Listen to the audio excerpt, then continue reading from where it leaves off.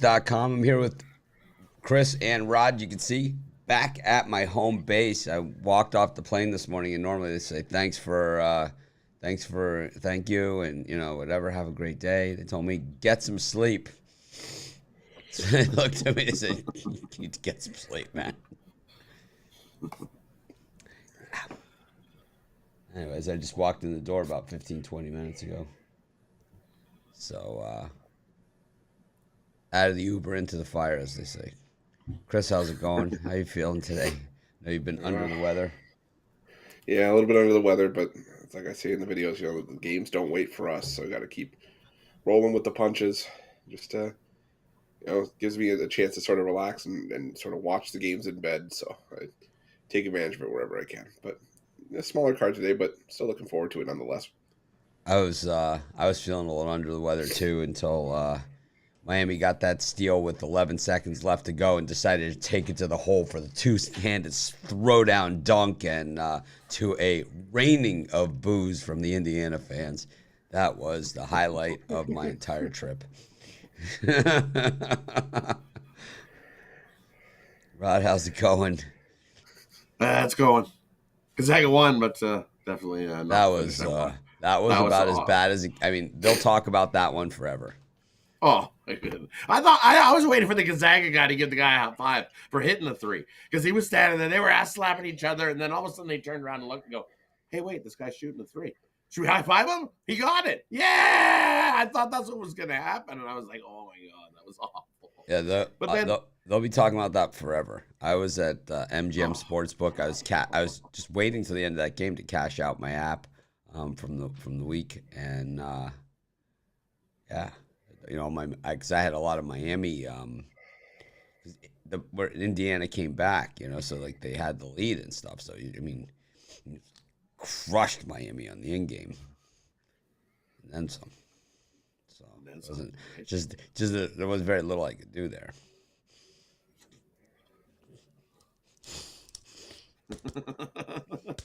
It's not let me put more.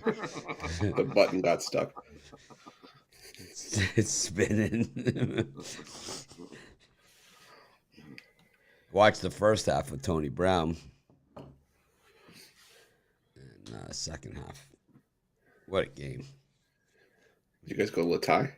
Yeah, we went to Latai. Nice. Yeah, we dropped. I'm still mad when we tried to go and it was closed. Yeah, we dropped. If you can drop $100 at Latai with two people, you're doing it right. Tony Brown had like the big bag of take home. Nice. Good times though. Canes are still alive. That's all I'm most excited about. Playing Houston and getting no respect once again. A big number there already. It's like, holy. Graciously accept.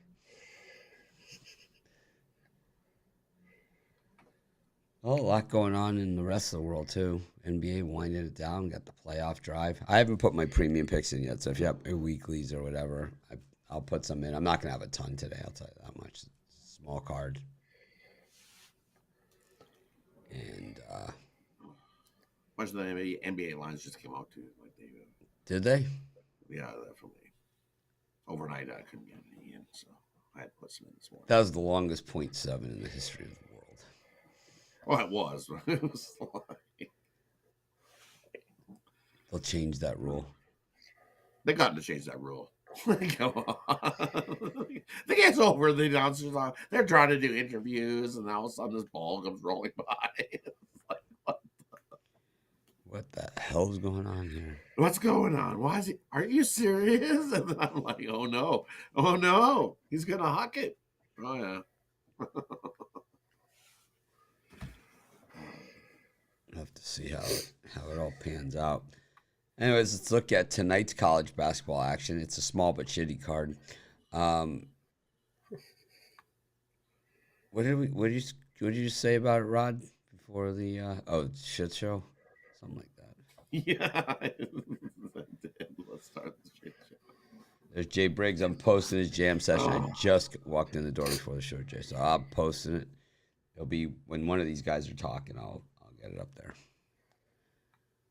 But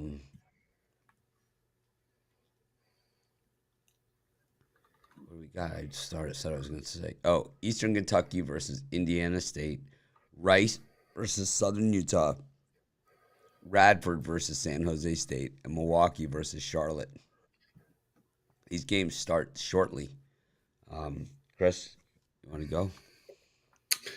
Yeah, the one I was looking at here was that Southern Utah and Rice game. I like that to go under 163. I think that total's just gone too far. I know Southern Utah, one of the higher scoring teams in the country, and Rice has had defensive issues, but a lot of those issues, I've still seen Rice come in with these like lower scoring games as of late. They won their last game 84-78, and even then that would still bring us in under this number. Southern Utah, they've been a different team. When you take them out onto a neutral floor, a lot of their best scoring has been done at home this season. They just won their last game 72-50. And I think this could be a bit of a lower scoring game, at least compared to what that total's at right now. I think this could be the first to 80 wins, but even that, I don't see us getting up into that 160 range. So I'll take the under 163 between Southern Utah and Rice. Rod, how about you? For me, in these ones, I'm going to go with Eastern Kentucky here against the Sycamores. I think there's just too many points. I think it comes down to who's got the ball. I think you're going to give me 7 with Eastern Kentucky. Colonels 10-1 in their last 11 ATS in their last 11 versus a team with a better than 600 record. I know the Sycamores have been rolling right along 12-2 ATS in their last 12, but this is a battle that comes down to who's got the ball last. So give me the points with Eastern Kentucky in that one. I'm going to take wow, these games stink. I'm going to take Charlotte over Milwaukee. Milwaukee is very, very lucky to be there. And a lot of times what we see is when teams are lucky to be there, they generally fall apart in the next game. And I expect that to happen here. I'm going to take Charlotte as my pick. We'll go to NHL. Onto the ice. Wow, 5 games. So really not much going on today. Penguins and Senators. Red Wings, Panthers. Avalanche minus 480 against the Blackhawks. Edmonton minus 330 versus the Sharks. And LA Kings are going to win. Chris? All right, Rod, you're up. I'm going to take the over between the Blackhawks and the Avs. It opened at 6, up to 6.5. I think goals come early and often. Both sides can light the lamp, and we easily get over that total of 6.5. That's just way too low. Then we get into 8 goals. Not a whole lot of defense played there. Take the over.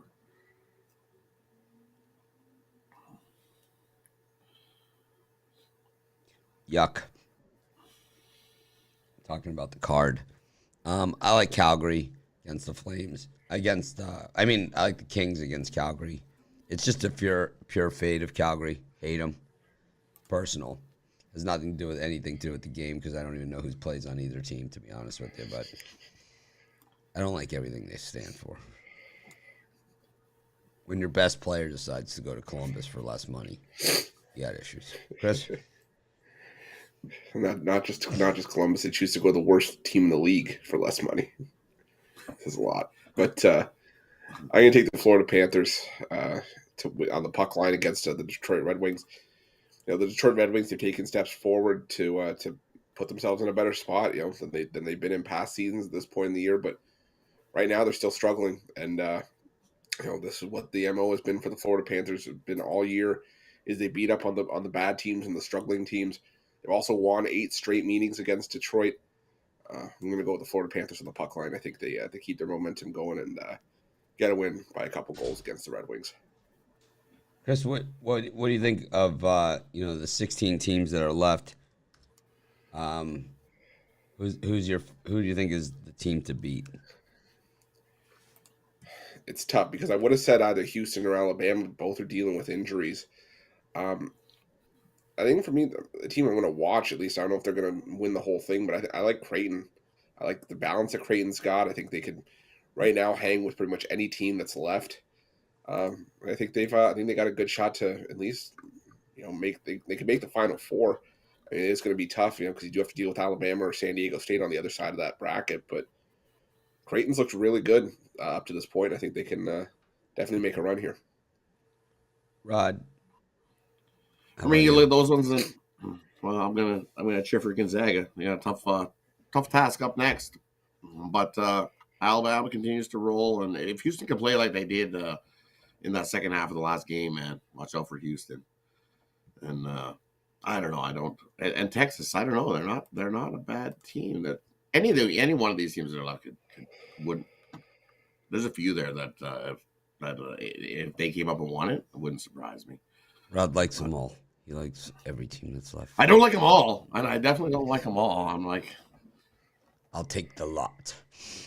to pin it down to just one that's left. Well, of course I'm going to cheer for Gonzaga. So I'm cheering for left. I'm cheering for Miami, but I like Arkansas. I think this could be the worst seeding job in the history of the committee, and I think that it could be so bad that they could end up reformatting the entire tournament going forward. I think they're going to have to reevaluate it. I think when you see 2 number ones gone this early and potentially a Final Four with no number ones, I think seeding will need to be reevaluated in how they do it. And I said all along that this quadrant thing was a joke. It was the stupidest thing I've ever heard. It's not the dumbest thing I've ever heard because, Al Ninos didn't say it, but it's up there, It's up there. He could have said it, Chris. You know it. It's a distinct possibility he could have said it. It's like, how did they come up with this system? I think Ninos. Totally. Ninos is like, we should base it on the rankings that nobody cares about. Yeah, it's like, I think Miami has a puncher's chance still to go to the Final Four. I think they get through Houston, they're good. And I think the way they're playing, I think they can get through Houston. But Arkansas, we've seen Houston that time. We've seen Houston that time this season not come out and played. It's like, oh, you guys look awful. Arkansas just looks like a beast, though. Right. I wouldn't have guessed Tennessee would have made it this far either because we've seen them crap to bed a few times this year too. Yep.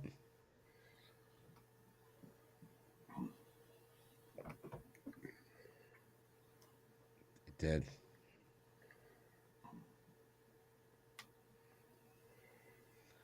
All right, let's go to the NBA. It's going to be a quick show. I'm fine with that too, to be honest with you. It's Monday. Yeah, I'm Ass Dragon. I know when I am. We got the Hornets versus the Pacers, the Sixers versus the Bulls, and the Knicks versus the Timberwolves. It's my turn. Yep. No, is it? Yep. Yeah, it is. Yeah, it is. Yeah, it is. My turn. All right. Sixers. It's just too easy.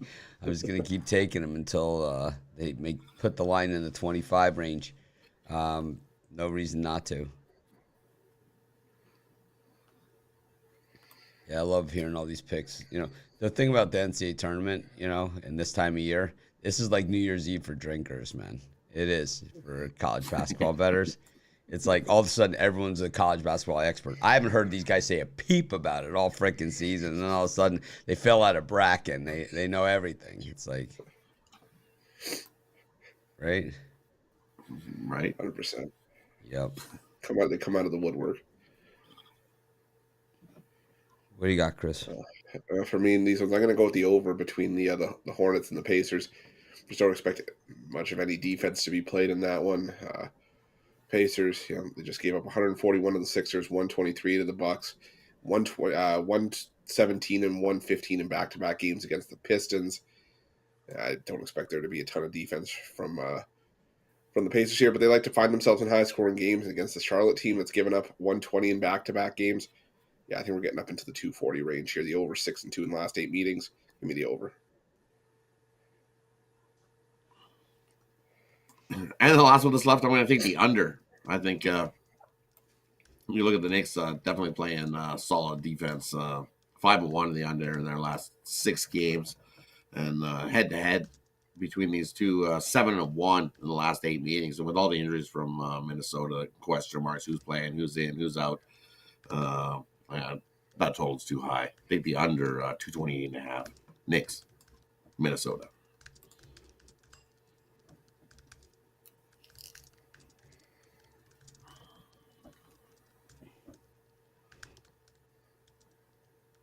You ever have someone like ask you for something and say, "I can't get it," and then they keep saying, "Can you get this for me?" It doesn't exist. Well, then just get me this. It doesn't exist. It's like, I mean, I'm gonna say it 100 times. Yes, I've had that happen. I was transferring some Oilers tickets the other day, and my friend was trying to hit the answer button. I was like, "You have to just say yes. Just click the button and say yes." "Well, can't I just give you my password to the app and you can sign it up and you can get them in there?" "No, you have to hit the email and hit accept. I cannot sign into your account and do it. It won't do anything." Oh. Just keep jamming the accept button. Eventually it'll say yes.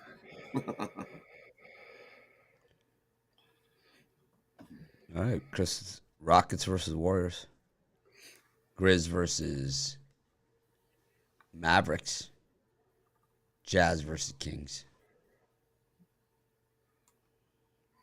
Yeah, I'm not enamored with this time slot, but I'll take a shot with the Rockets plus the 11.5. I know it's the Warriors, fully capable of demolishing the Rockets here, but I mean the Warriors still 8-26-1 against the spread on the road this season.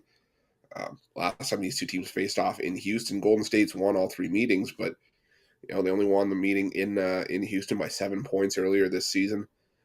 I think Houston, I think they can at least keep this one within single digits. I think Golden State probably wins and gets a rare road win, but given what we've seen from the Warriors on the road this season, it wouldn't surprise me if this one was a lot closer than a lot of folks thought it would be. So I'm going to take the Rockets plus the points.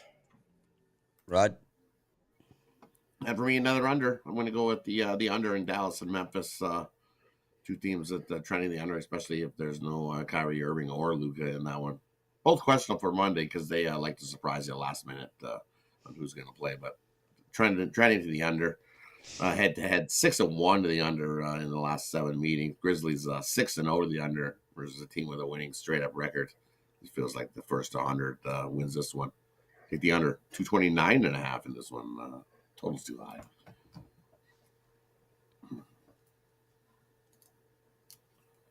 I guess I've got the Kings against the Jazz.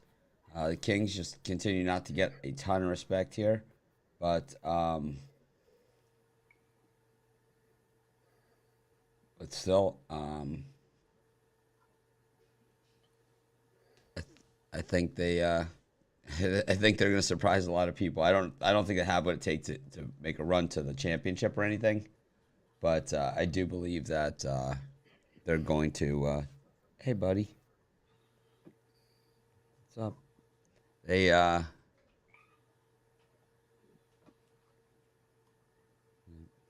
game. Anyway. All right. But yeah, I'm gonna take the Kings in this one. I just like the way they're playing this season. I just think, they continue to be value. So why not 23-12 against the number on the road, 40-29-1 against the number overall.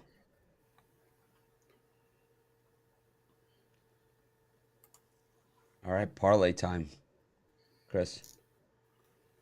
Yeah, I'm going to switch up a little bit today. I'm going to go with the over in the Pacers and Hornets, and I'm going to parlay that with the player prop. I'm going to go with Domantas Sabonis to have a triple-double. And for me, I'm going to take the 2 unders that I gave. I'm going to go with the under in the Timberwolves and the Knicks and take the under between Dallas and Memphis. Parlay those 2. I'll parlay up. Well, actually, the NBA card, I actually really like this. These games, so I'll put in a few premiums on those. So I'll just do college basketball. Well, I like the Kings, the LA Kings. How about the LA Kings, the Sacramento Kings parlay, double Kings. In Southern Utah, we're gonna bust race up. Thanks everyone for joining me. I'm sorry, a little flat today. We'll be back to normal tomorrow. And I appreciate everybody that came over that saw me in Vegas over the last few days. More people than ever. You know, I've been doing these shows and videos and everything for a long time, and a lot of people have recognized me over the years. But never like this, where it was just one after another. And I appreciate as much as, you know, all the kind words and everything. And I know all the guys, you know, do as well. And we appreciate each and every one of you. So if you ever see me out, you know, anywhere, don't do the double take and, point and whatever. Just come by and say hi. It's all good. Thanks everyone for joining us. Let's make it a win.